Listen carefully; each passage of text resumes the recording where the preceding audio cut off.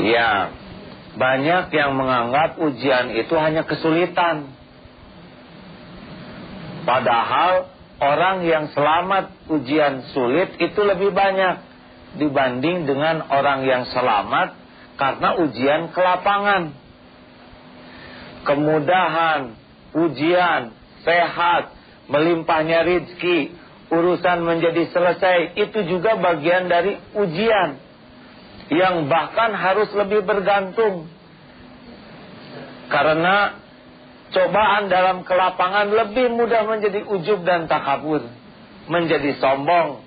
Dan sombong adalah penyakit yang sangat tidak disukai Allah. La yadkhulul jannah man kana fi qalbihi mithqala dzarratin min kibr.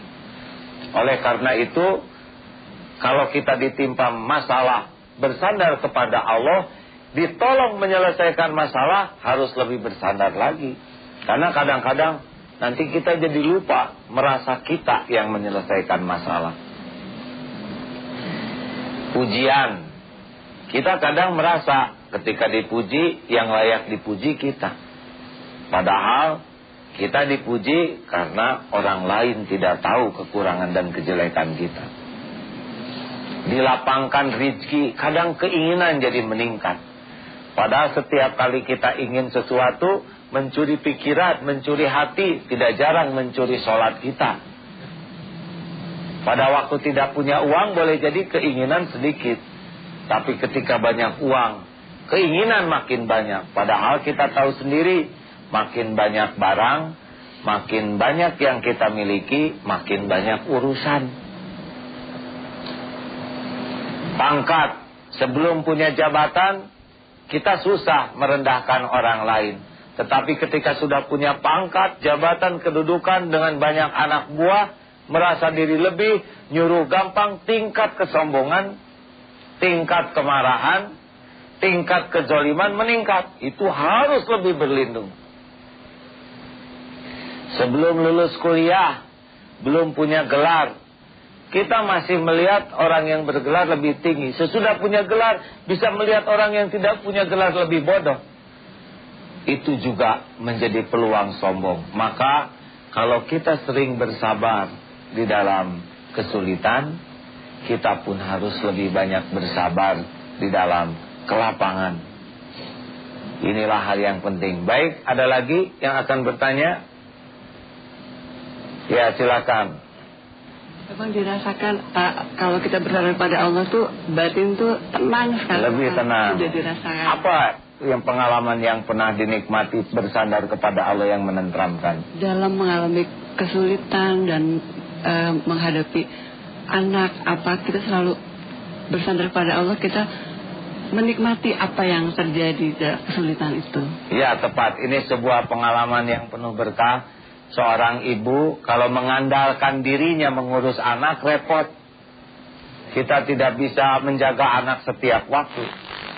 Kita tidur, anak tidur, kita tidak bisa menjaga anak. Anak pergi ke sekolah, tidak tahu apa yang dimakan, tidak tahu siapa yang akan membuatnya celaka. Di perjalanan tidak mungkin dijaga sepanjang waktu. Tapi kalau seorang ibu bisa bersandar kepada Allah, ya Allah, ini anak adalah ciptaanmu. Engkau simpan di perut saya, engkau yang mengeluarkan, engkau yang mendesain, engkau yang mengurus, engkau pula yang bisa menjaganya. Kini anak sekolah titip, ya Allah, engkau lah yang maha tahu apapun yang akan terjadi. Dan engkau yang kuasa atas apapun yang akan terjadi. Itu lebih tentram. Termasuk kalau ibu cemburu kepada suami. Berat kalau memikirkan suami pergi kemana setiap waktu.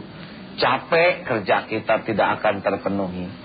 Tapi kalau orang yang bersandar kepada Allah, duhai yang maha menyaksikan dimanapun suami saya berada, suami saya hanyalah manusia biasa yang mudah goyah imannya. Kuatkan ya Allah, tolong jaga pandangannya, jauhkan dari apapun yang menggelincirkannya. Itu pada saat kita doa juga sudah mulai menenteramkan.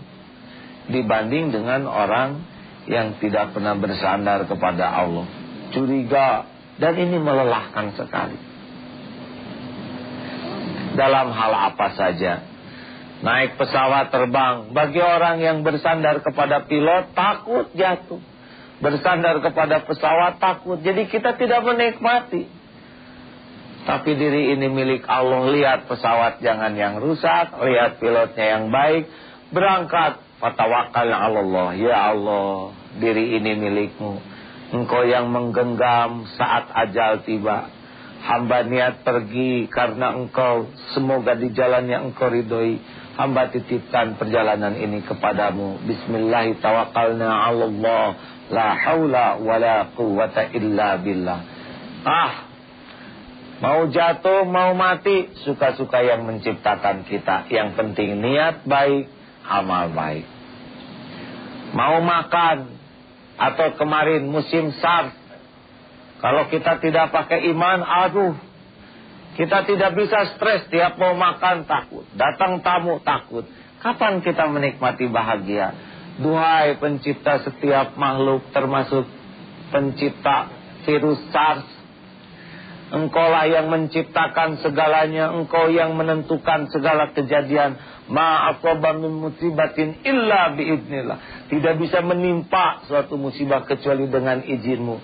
Hamba berlindung kepadamu ya Allah, dari makhluk, dari apapun yang akan menjadi mudarat bagi dunia akhirat hamba. Ya Allah, a'udzu bikalimatillahi tammati min syarri ma khalaq. Tenang. Tentu saja bersandar bukan berarti melepaskan ikhtiar.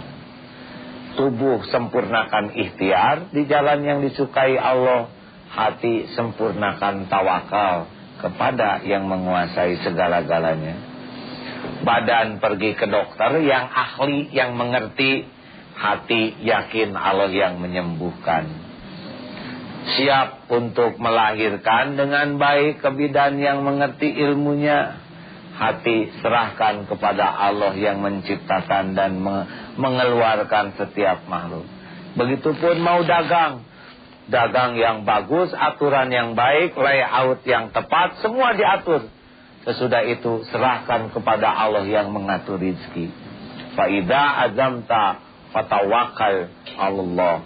Itulah hikmah dari bersandar yang membuat kita tetap mulia, tenang, bahagia, karena kita sempurnakan syariatnya dan kita sempurnakan tawakalnya.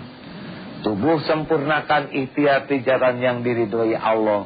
Hati sempurnakan tawakal, serahkan kepada yang menciptakan segala-galanya. Mudah-mudahan inilah yang membuat dunia kita dapatkan dengan bimbingan Allah, dan akhirat pun diwariskan oleh Allah kepada siapapun yang bertawakal kepadanya, insya Allah.